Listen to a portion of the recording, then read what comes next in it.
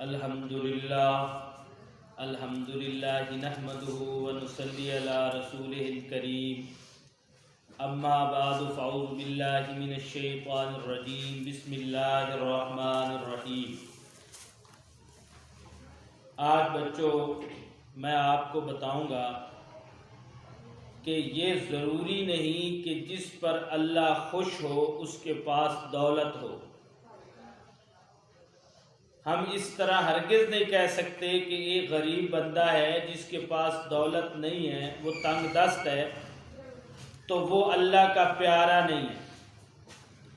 اسی بات کی وضاحت کے لیے میں آج آپ کے سامنے ایک واقعہ رکھوں گا اور آپ کو یہ بات یقین کے ساتھ سمجھاؤں گا کہ اللہ کے خوش ہونے کے لیے یہ ضروری نہیں ہے کہ آپ کے پاس بے بہا دولت آ جائے۔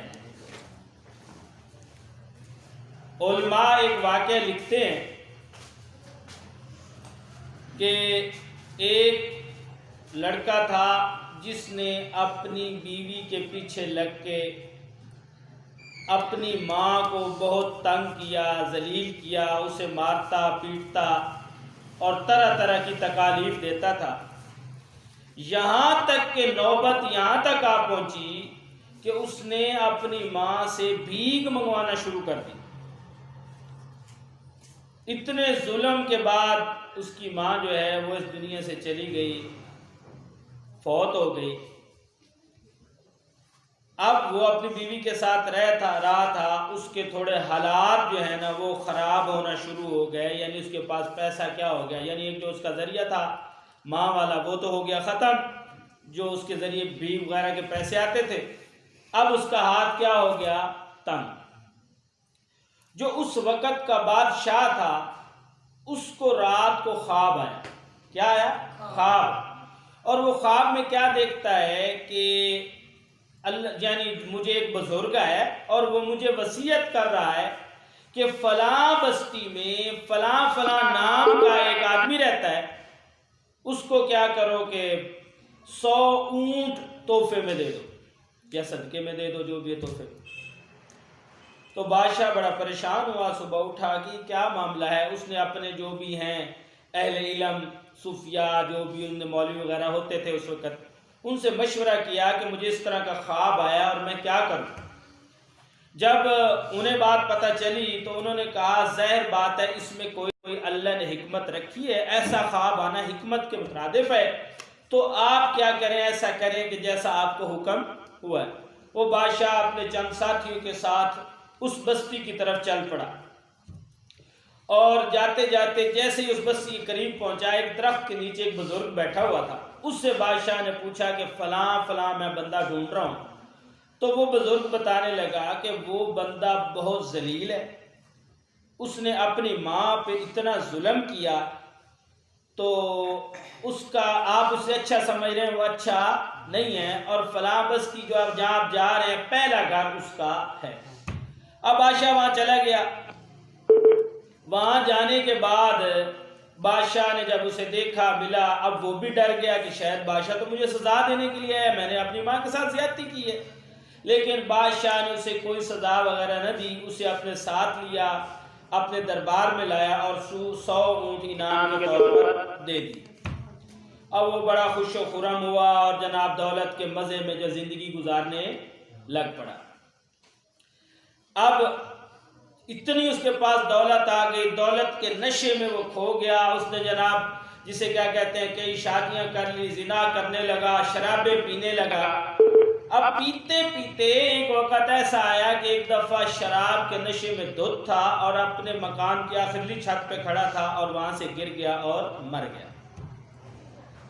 اب بادشاہ سلامت کو پتہ چلا تو وہ وہاں گیا، جب جانے لگا وہیں بزرگ جو ہے نا وہ درخت کے نیچے بیٹھا ہوا تھا۔ اس نے بزرگ سے پوچھا، بزرگ نے اسے بتایا وہ کیا کر گیا ہے، مر گیا۔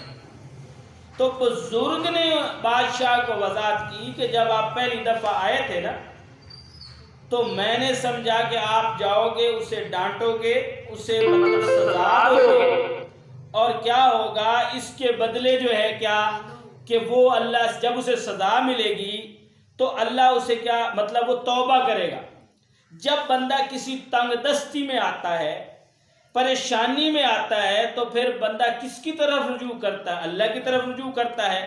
تو مجھے تھا کہ جب بادشاہ آپ اسے سزا دو گے یا اسے آپ کا ڈر ہوگا تو وہ اللہ کی طرف رجوع کرے گا اور توبہ کر لے گا، لیکن آپ نے تو الٹا اسے 100 اونٹ انعام میں دے دیے، تو وہ دولت کے نشے میں گم ہو گیا، دھت ہو گیا، اور آخر کار وہ کیا ہے؟ مر گیا، اسی حالت میں کہ وہ اپنے اللہ سے توبہ نہ کر سکا۔ تو بچوں یہ بات سامنے آئی۔ اصل اس بات سمجھانے کی بات کیا تھی کہ کبھی کبھی اللہ دولت اس لیے دیتا ہے کہ یہ بندہ میری طرف رجوع نہ کرے اور اسی طرح بے ایمانی اور ضلالت کی زندگی جیتے ہوئے مر جائے، کیونکہ اللہ کا وعدہ ہے جو بندہ جتنے بھی گناہ کر لیتا ہے وہ اللہ کی طرف رجوع کرتا ہے، اللہ سے توبہ کرتا ہے، اللہ اس کی توبہ سن لیتا ہے۔ اب اس نے تو ماں پہ اتنا ظلم کیا تھا، اللہ یہ ظاہر ہوتا ہے کہ اگر اس کے پاس پیسے نہ آتے وہ پریشان ہو جاتا اور پھر وہ اللہ کی طرف رجوع کرتا، اللہ سے معافی طلب کرتا، لیکن اللہ کو یہ منظور نہیں تھا، تو اللہ نے بادشاہ کے ذریعے اسے اور دولت دلوائی تاکہ یہ دولت کے نشے میں دھت رہے اور اللہ سے معافی نہ مانگے اور توبہ نہ کرے۔ اسی طرح آج بھی ہمیں سوچنا چاہیے کہ ہم اپنے ارد گرد معاشرے میں یہ چیزیں دیکھیں کہ کیا پیسہ ہونا اللہ سے محبت کا اقرار ہے؟ کیا ایک بندے کے پاس اگر پیسہ ہے تو وہ اللہ سے محبت کرنے والا یا اللہ اس سے محبت کرنے والا؟ ہرگز نہیں۔ پیسہ اللہ سے یا اللہ کی بندے سے محبت کا طریقہ کار نہیں ہے، وعدہ نہیں ہے، بلکہ اللہ سے محبت تنگ دستی میں بھی کی جا سکتی ہے۔ آپ نے صحابہ کرام کے واقعات دیکھے، حتیٰ کہ رسول اللہ صلی اللہ علیہ وآلہ وسلم کی زندگی میں بھی کئی وقت آئے، کئی دنوں تک فاقے کیے، اور انبیاء کی زندگیوں میں ایسے وقت آئے کئی دن فاقے کیے۔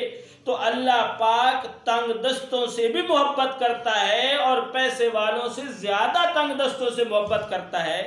تو اللہ سے دولت مانگا ضرور کریں، لیکن ایسی دولت نہیں مانگنی جو ہمیں اللہ سے دور کر دے۔